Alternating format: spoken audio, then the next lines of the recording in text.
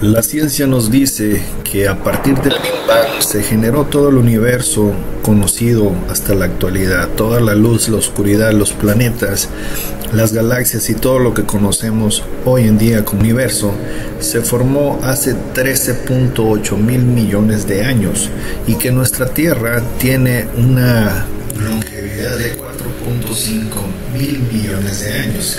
Sin embargo, la religión han minimizado al máximo toda esa estela de tiempo, resumiéndola a que solo tenemos como humanidad 6.000 años aquí en la Tierra, desde que su famoso Dios Yahvé nos creó desde el principio como Adanes.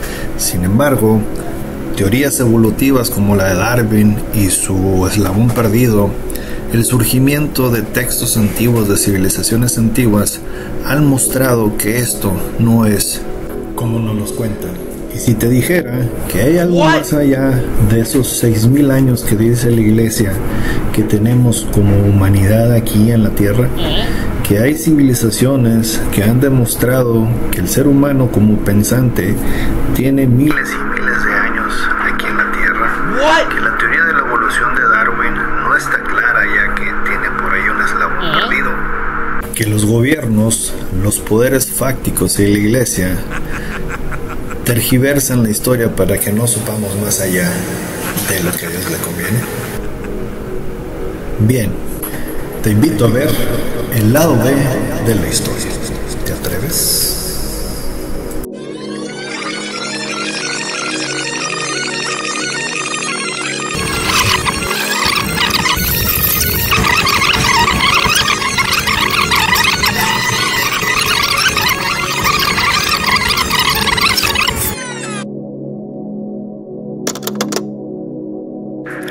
Sean bienvenidos al lado B del todo. ¿Te atreves? Muy buenas tardes, muy buenas noches. Bienvenidos a su canal conspiranoico. Y muy agradecido que estén viendo nuestros videos amablemente el día y la hora que ustedes dispongan de su valioso tiempo. Por ello, muchas gracias. Bueno, como decía en la introducción de este video, por ahí la ciencia nos ha explicado que después del Big Bang se generó toda la masa que conocemos como universo, ¿no? La parte oscura, los planetas, las galaxias, etcétera, etcétera. Y que a pesar de estos 13.8 billones de años, nuestra Tierra, como la conocemos, el planeta Tierra, tiene tan solo 4.5 billones de años, ¿ok?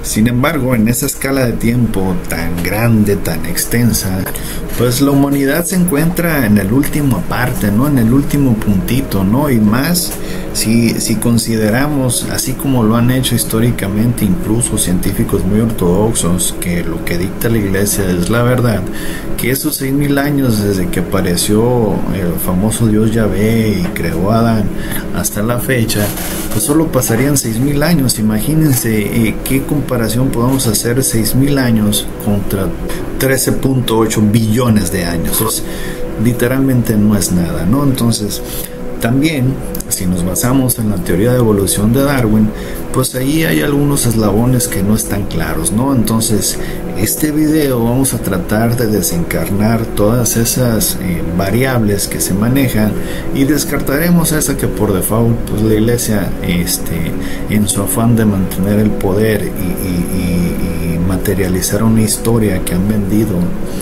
desde que se formó a la fecha, pues vamos a decir que es absurdo ese tiempo que dan, ¿no? Imagínense la idea de que también somos los únicos en el universo, pues también es algo muy egoísta, ¿no? Entonces, pensar en esas civilizaciones que se pudieron formar lo más cercano a esos 13.8 billones, pues imagínense el alcance que pueden tener estas civilizaciones, ¿no? Con respecto a nosotros, que pues se supone que tenemos 6.000 años según la iglesia ortodoxa.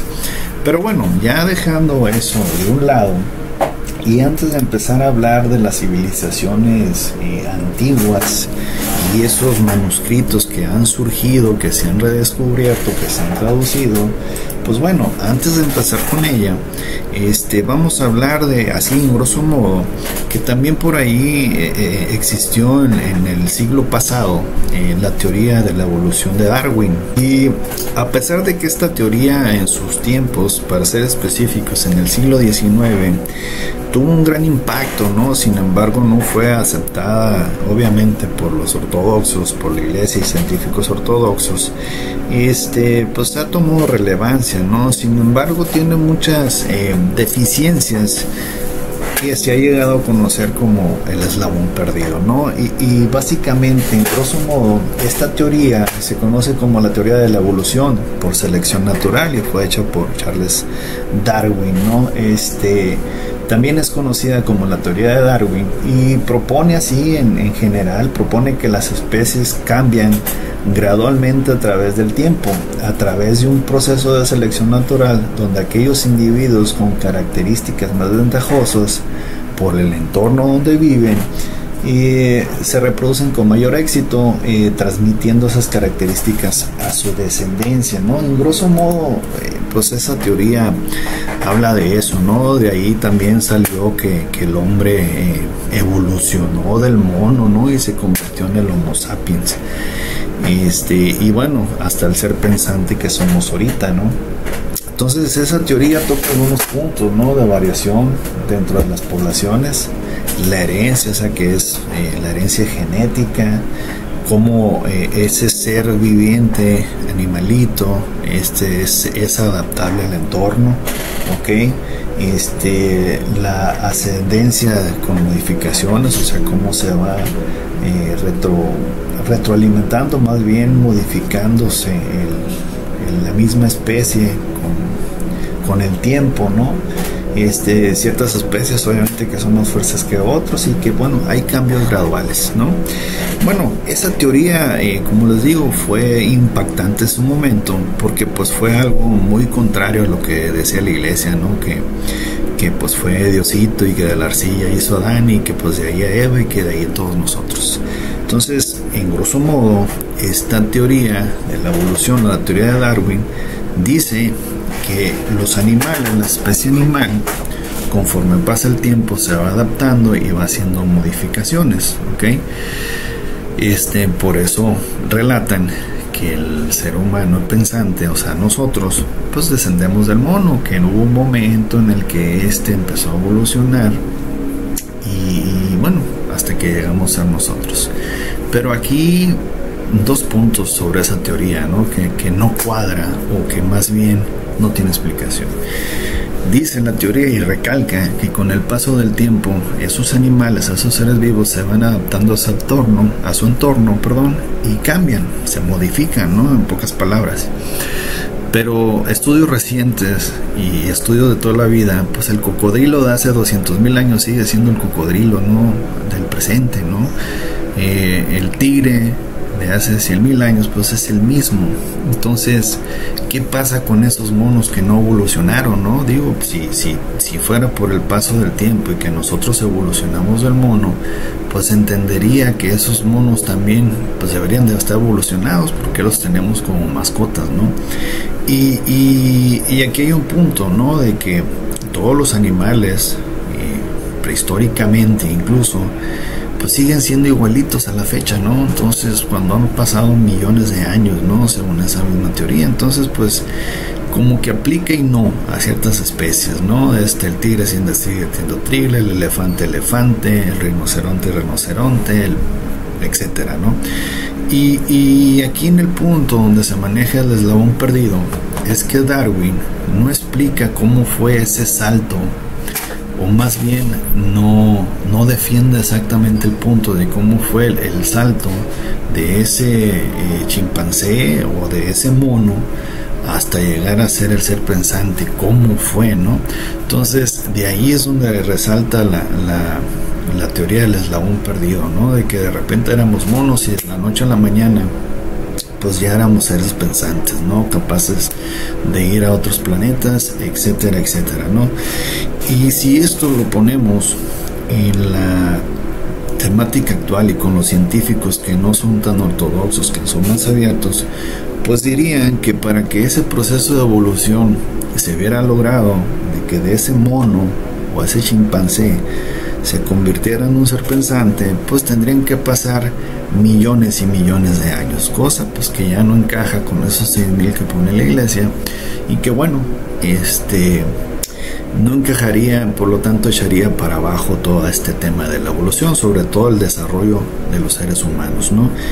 Aquí es donde entran las civilizaciones antiguas, ¿no? Ya que la teoría de los alienígenas ancestrales pues expresa que ese eslabón perdido fue la intervención de una inteligencia extraterrestre. ¿Por qué extraterrestre? Porque no es del planeta, no es de la Tierra, es de otro planeta. Y pues se basa en que fuimos modificados genéticamente en alguna parte del tiempo, y de esta manera se desarrolló el Homo sapiens como lo conocemos, ¿no?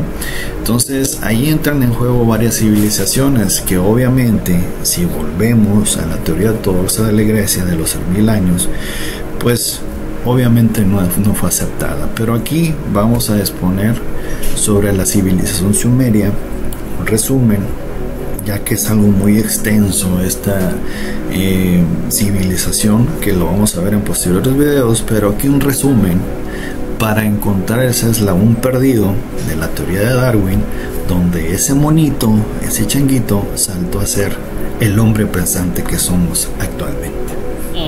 Bueno, y para describir a esta civilización sumeria, dice la ciencia ortodoxa, o sea, la que no se sale del cuadro marcado por la iglesia, dice que fue una civilización que por ahí se asentó en la región de Sumer, de ahí de sumerios, que estaba al sur de Mesopotamia, ¿no? Entre los años 4100 y 1700 antes de Cristo. Creen que fue los primeros en inventar la escritura, la rueda, la legislación, la enseñanza, la literatura, la ingeniería hidráulica, astronomía, matemáticas, química, etcétera. Bueno, un estuche de monerías esta civilización. Sin embargo, esos mismos eruditos no explican cómo surgió. O sea, prácticamente fue una civilización que surgió de la nada. O sea, de un día para otro, pum, apareció, ya construían edificios, ya hacían acueductos, ya tenían matemáticas, un plan legislativo, etcétera, etcétera, ¿no? Eso es lo ortodoxo. Entonces, pues bueno, vamos a ir más allá de esto. Por ahí, en los 70s, 1970s por ahí, en los 80s y todavía hasta el 2000 tuvimos la fortuna de tener a pues fue un traductor más que nada, ¿no? Conspiranoico, que se llamaba Zecharías Sitchin, ¿ok? Zecharías Sitchin dedicó más de 30 años de su vida en traducir tablas sumerias, o sea, lo que era este idioma que se utilizaba ahí en esa civilización sumeria. Empezaron a descubrir por ahí cilindros de arcilla, ¿no? que traían información, todo esto en un idioma sumerio, arcadio, ¿no? De cuneiforme, o sea, una escritura hecha de símbolos prácticamente para nosotros, ¿no? Como símbolos. Entonces, pues esta persona se dedicó a traducirlo prácticamente toda su vida, y por ahí lanzó algunos libros, ¿no? Cuando logró llegar a la traducción de estos escritos en cuneiforme. Y bueno, aunque ahorita hay uno que otro por ahí que se contrapone a su traducción o a sus ideas en algunos puntos, pues vamos a tocar la parte que es concesionada por todos, o sea, que todos es aceptada por todos.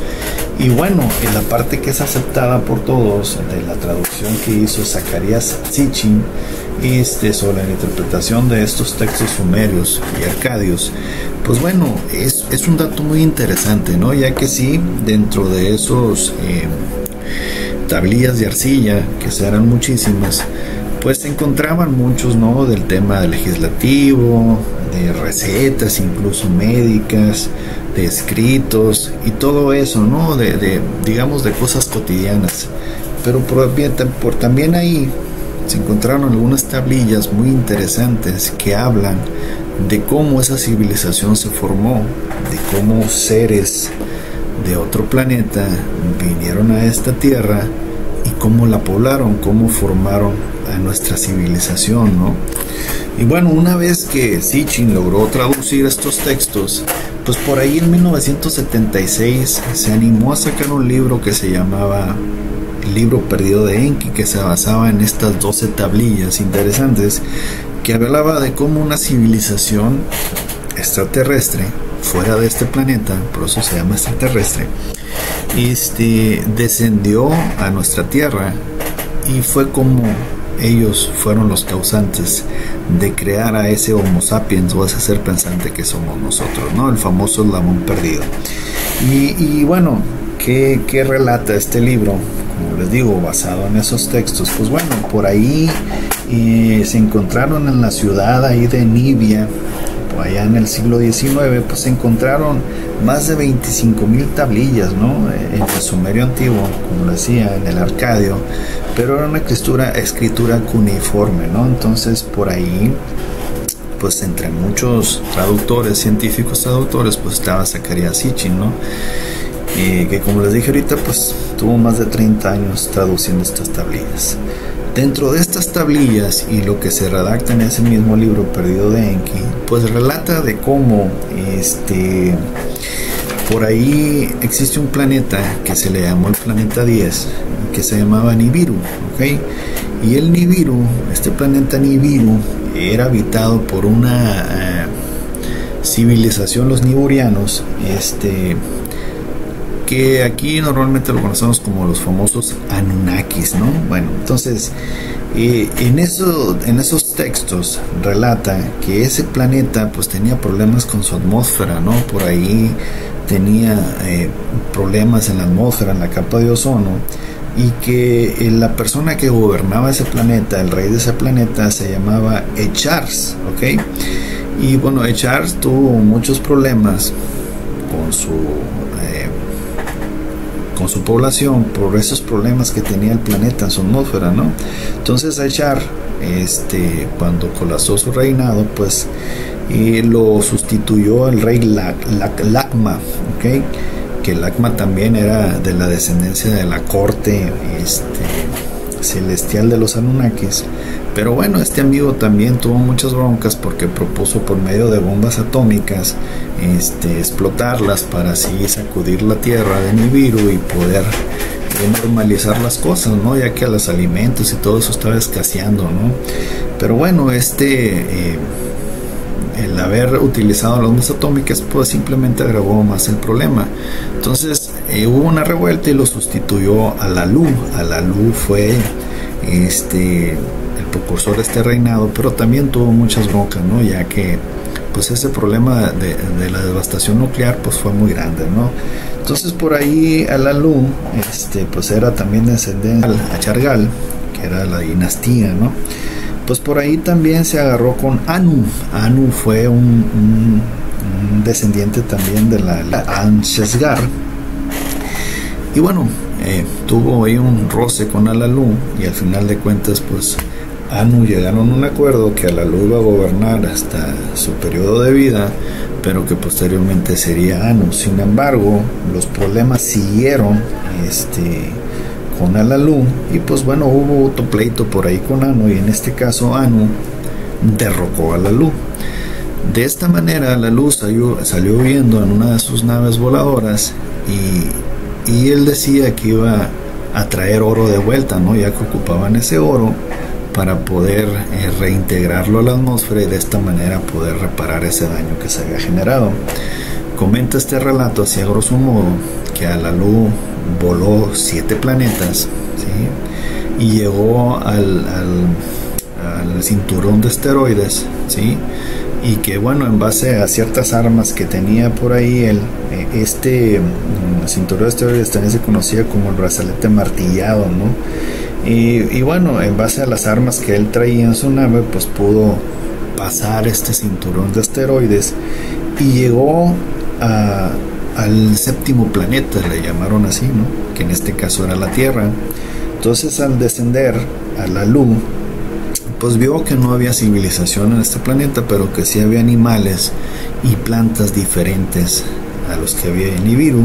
pero sobre todo que había mucho oro, ¿no? Entonces por ahí Alalu entró en contacto de nuevo con Anu y los Anunnakis allá en Nibiru y le mostró lo que había descubierto el oro, ¿no? Entonces de esta manera él estaba recobrando, o más bien peleando de nuevo el trono de Nibiru, ¿no? Entonces pues bueno, por ahí, en base a estos resultados sorprendentes que mandó a la luz de este séptimo planeta, que era la Tierra, y el oro, pues Anu, como el rey de Nibiru, pues manda a su hijo llamado Ea, que también fue conocido después como Enki, ¿no? Entonces manda a Enki, que era un ingeniero genetista, manda a su comandante Ansu, y entre ellos a 50 Anunnakis más hacia cada séptimo planeta con Alalu a tomar muestras y a ver qué tan bueno estaba este planeta con respecto al oro, ¿no? En este mismo libro, en la tablilla 1 para ser específico, donde explica toda esta historia que pasó en Nibiru, pues habla también de cómo se dejó venir ahora sí Enki Ea acá a la Tierra, y cómo llegar también al cinturón de asteroides, pues tuvieron una bronca para cruzarlo ahí, averías de sus máquinas, que tuvieron que hacer un paro forzado ahí en Marte, ¿no? Que se llamaba Lamu, ¿ok? Marte. Y posterior a esto, una vez que arreglaron los problemas en sus naves, pues aterrizaron acá en el séptimo planeta, que era la Tierra, ¿no? Alalu los recibió, ellos aterrizaron por ahí cerca del mar, y vio Enki cómo era habitable, ¿no? para sus seres, en este caso a los Anunnakis. Y bueno, decía Enki que era tan próspero el planeta que pues decidió hacer su tierra en las aguas, ¿no? Por ahí empezaron a trabajar en la extracción del oro, o sea, minería. Así que decían que la prostitución era la profesión más antigua. Pues no es cierto, es la minería, ¿no? Entonces empezaron a explotar el oro. Sin embargo, pues vieron que no era lo suficiente, ¿no? Entonces por ahí Anu tenía otro hijo que se llamaba Enlil, que le llamaban el dios guerrero, el dios de los ejércitos. ¿Dónde habrá escuchado ese nombre? Sí, de ahí. Pues ya lo vamos a ver, ¿no? Y bueno, se me pasó a decir que Enki era conocido como el señor serpiente, ¿no? Bueno, un tipo reptil, ¿no? Ya vamos a ver cómo se van enlazando esas historias. Entonces, pues Enlil convenció a su papi de que si exploraran el oro en los mares, en las profundidades de las aguas, pues podrían tener mayor cantidad. Entonces, pues bueno, mandó Anu y se dejó venir junto con Enlil para mejorar todo eso, ¿no? Entonces, pues bueno, le atinó Enlil, encontraron más oro en las profundidades de las aguas, y pues bueno, empezaron a diseñar un plan de minado a gran escala para llevar ese oro tan necesario a Nibiru, su planeta. Y dirán ustedes, oye, pero ¿qué tiene que ver esto con el eslabón perdido? Pues bueno, no coman ansias, mis niños. Aquí la cosa se pone más interesante, más enredosa. Hasta este punto ya sabemos que se encuentran los tres dioses aquí, la famosa Trinidad, que en este caso es An, como el dios máximo. Tenemos a Enki o Ea como el dios creador, y tenemos a Enlil, ¿no? Entonces la famosa Trinidad en tres dioses, ¿no? Que Enlil era conocido como el dios de los guerreros, o de los ejércitos, y Enki pues era conocido como la serpiente, ¿sale? Bueno, en grosso modo esta historia es muy rica, ¿no? Ya la detallaremos más en videos futuros, pero aquí en resumen, ¿qué pasa cuando empiezan a explotar los yacimientos de oro? Pues bueno, vieron que los mismos Anunnaki lo explotaban, y nosotros pues pensaban mucho cansancio, no eran productivos. Entonces decidieron traer a una civilización también extraterrestre, que eran enemigos, pero que ellos tenían cautiva, que se llamaban los famosos Igigis, que eran seres grandes, de una piel pálida, escamosa, tipo reptil, de color blanco, ¿no? Entonces los pusieron a trabajar en las minas, trabajaron por miles y miles de años. Esto que los estoy contando desde que aterrizó Alalu a la fecha, pues según Zecharia Sitchin serían 450,000 años, ¿no? Atrás de nuestra era, ¿no? Entonces, pues bueno, los Igigis por ahí estuvieron largo tiempo trabajando las minerías hasta que vieron que era una actividad bastante desgastante, mortífera para ellos, y pues se rebelaron, ¿no? Hubo muchos levantamientos, pero los Anunnakis, con la mano fuerte de Enlil, el dios de los ejércitos, pues las calmaban. Sin embargo, pues llegó el momento en que todo este reventó y los Igigis alcanzaron a liberar. Entonces ya no tenían estos Anunnakis, ya no tenían quien les trabajara las minas, ¿no? De entrada, Anunnaki, la palabra Anunnaki significa aquellos que descendieron del cielo a la tierra o los que vinieron del cielo, ¿no? También por ahí hay traducciones que significan los descendientes de An. ¿Y quién era An? Pues Anu, ¿no? El patriarca de estos dos seres, Enki y Enlil, ¿no? Entonces, bueno, se rebelaron los Igigis y por ahí pues ya no hallaban qué hacer, ¿no? Con todo esto, ¿no? Entonces, cuando pasó eso, bueno, cabe señalar, antes de que Anu partiera de nuevo a Nibiru, pues dejó a Enlil y a Enki ya aquí en la tierra, ¿no? Y repartió la tierra, vamos a decirlo así. A Enki le dejó lo que eran el dios de los mares y las tierras más allá del Edén, ¿ok? Entonces los Anunnakis ya habían poblado, por así decirlo, hecho una ciudad que se llamaba Eridu, ¿no? Entonces, y pues a Enlil lo puso como el rey del Edén, ¿no? Ya vamos a ver cómo va cuadrando toda esa historia, ¿no? Entonces, eso lo vamos a ver más adelante. Entonces, bueno, ya repartida la tierra, quién mandaba a quién, pues obviamente siempre hubo competencias, ¿no? Entre Enki y Enlil. Enlil era, digamos, el malo, el guerrero, el peligroso, y Enki pues era el más bonachón, ¿no? Como les digo, ingeniero genetista, ¿no? Entonces, por ahí cuando fue toda esta rebelión de los Igigis, por ahí dice Enki, bueno, pues vamos a tener que aprovechar lo que hay en esta tierra, en este planeta, para modificarlo genéticamente y así crear un avatar de nosotros mismos que pueda trabajar la minería, ¿sale?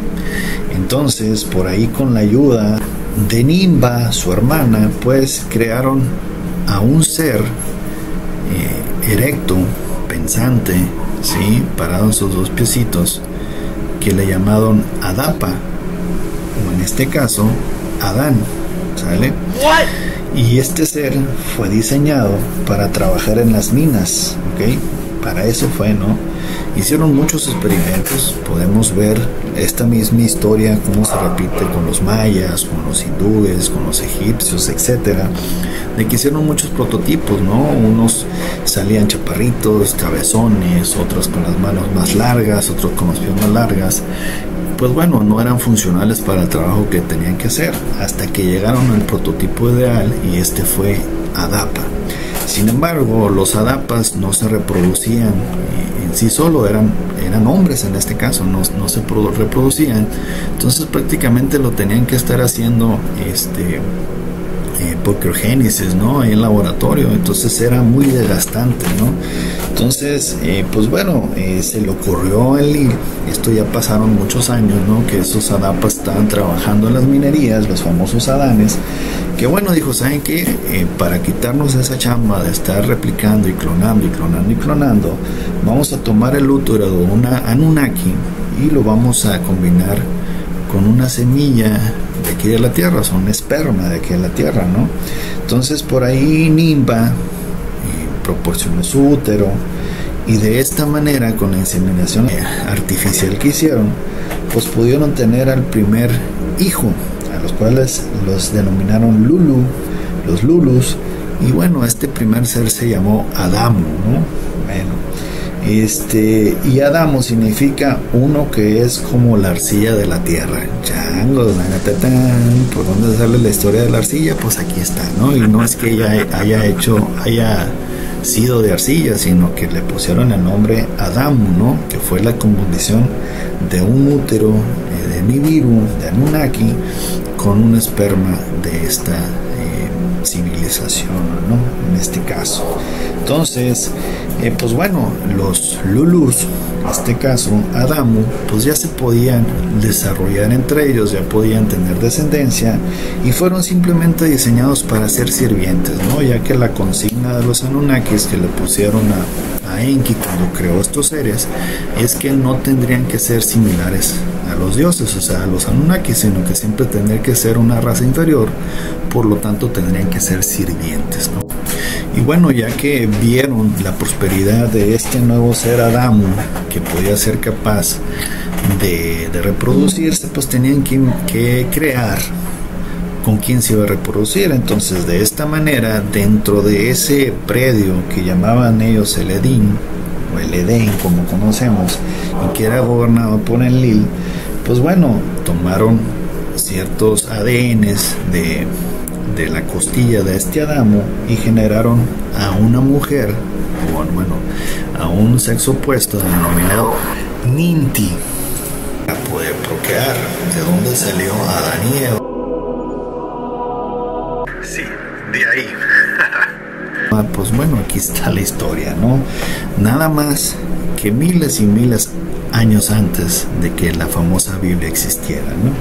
Entonces, pues bueno, ya con esto, tanto Adán y Eva, o Adapa, Ninti, pues vivían presos en esa celda que denominaban paraíso, ¿no? Y que era gobernada por Enlil, y pues prácticamente era una esclavitud, ¿no? Ya que Enlil, este dios de los ejércitos, les encantaba tenerlos presos, ¿no? Bien dominados por él, que no se les salieran de huacal, así como dicen acá. Y pues bueno, Enki, pues como que les tomó cariño y los quería liberar de esa esclavitud, ¿no? Sacarlos de ese paraíso.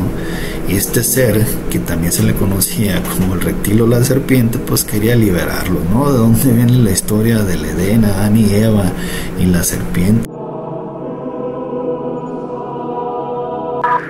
Sí, también de ahí. Para liberarlos, pues ahí está.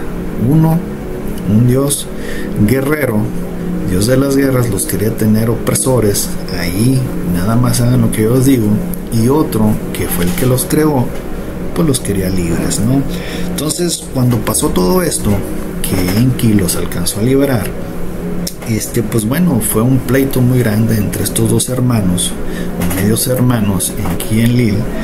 Y pues bueno, quien tenía el poder de los ejércitos en ese entonces, pues era Enlil. Entonces, pues obviamente quien ganó la batalla, pues fue Enlil, ¿no? Entonces, hasta la fecha, el que gana la guerra es el que cuenta la historia y da la versión que él quiere, ¿no?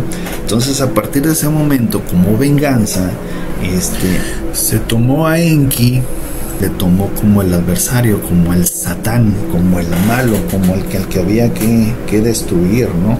Entonces, y pues Enlil se puso como el Dios Salvador, ¿no? ¿Qué igualdad habrá eso con la iglesia? Pues bueno, ahí está el famoso Yahvé, que lo traducimos como Enlil. Ahí está la famosa serpiente, Lucifer, Satán, como Enki, en este caso el libertador, ¿no? Y pues bueno, para no alargar más este video, después de que fue toda esa liberación de Adapa, de Eva, de esa famosa prisión llamada Edén, y la venganza de Enlil para hacer quedar mal a su hermano Enki, que todos lo viéramos como el malo de los malos, pues bueno, de ahí empezaron a surgir que ciertos Anunnaki se cruzaron o se relacionaron con ya mujeres desarrolladas entre Adán y Eva, y pues tuvieron descendencia, que la famosa descendencia pues fue los Nefilim, seres muy gigantescos que en su obra dicen que ya cuando se reproducieron muchos generaban mucho ruido a este dios de los ejércitos Enlil, o Yahvé, como le quieran llamar, y pues por esto mandó el diluvio, ¿no? Y también aquí existe una historia de un Noé, nada más que este Noé no se llamaba Noé, se llamaba Ciesudra, y pues existió también miles y miles de años antes de ese famoso Noé de la iglesia, ¿no? Y bueno, aquí relata que cuando Enki se cansó de esos Nefilins y de ese ruido que mandó el diluvio, Enlil, pues Enki tuvo en sueños ahí la visión de un ser que le decía que esta civilización tenía que prevalecer y tenía que cuidarla, ¿no? Entonces, de esta manera fue como Enki contactó a Sisudra y bueno, le dio las explicaciones de cómo se tenía que salvar, ¿no? Generar esa nave y las especies que tenía que salvar, ¿no? Entonces ahí tenemos también relacionados con temas bíblicos, pues tenemos el Edén, tenemos al famoso Adán, tenemos a Eva, tenemos que casualmente esa ciudad de Eridu se encuentra en lo que es actualmente Tel Abu Shahar en Irak, ¿okay? Ahí se encontraron las ruinas de Eridu y esta pues se denominaba la ciudad poderosa, ¿no? Ya vamos a ver exactamente su ubicación en videos futuros, ¿no? Y pues bueno, para cerrar con este video y poder así introducir a los Anunnakis y a la civilización sumeria en la historia como el eslabón perdido, pues en resumen esta tablilla 1 habla de cómo seres de otro planeta, en este caso Nibiru, denominados Anunnakis, o sea los que descendieron del cielo de la tierra, pues bueno, en busca de su oro y explotarlo él mismo para salvar su propio planeta, pues fue como por manera manipulación genética formaron a los primeros seres humanos y entre muchos prototipos pues surgió el famoso Adapa, el Adamu y posteriormente Eva y bueno, toda la descendencia. Vimos cómo esos Anunnakis se enamoraron de esta descendencia de Adapa y de Eva y tuvieron hijos que fueron gigantes, ¿no? Entonces aquí está la relación con los ángeles caídos y con los Nephilims, ¿ok? Entonces para cerrar también cómo desarrollaron los Anunnaki, esta civilización sumeria del futuro, pues bueno, fueron también los precursores o los creadores de Babilonia, de la Torre de Babel, de Egipto y de un sinfín de historias que más adelante les vamos a ver con mucho gusto. Sin embargo, como el tiempo apremia, este video se extendió de nuevo de más y pues bueno, para no hacerlo más largo, hasta aquí lo dejamos. No sin antes invitarlos a que vean los futuros videos donde vamos a hablar de esta civilización sumeria y los Anunnakis, y que si no han visto los anteriores, ahí muy agradecidamente agradeceríamos de todo corazón que los vieran. Por el momento es todo por hoy, muchas gracias. Confío que este video les guste y si les gustan estos contenidos, confío que le den like, que se suscriban y que lo compartan con sus seres queridos. Estas historias hay que contarlas porque se han olvidado con el paso del tiempo, o más bien las han ocultado, ¿sí? Sin más por el momento, muy agradecido por ver nuestros videos. Hasta la próxima. Esto fue el lado B del todo. ¿Te atreves? Muchas gracias. Chao.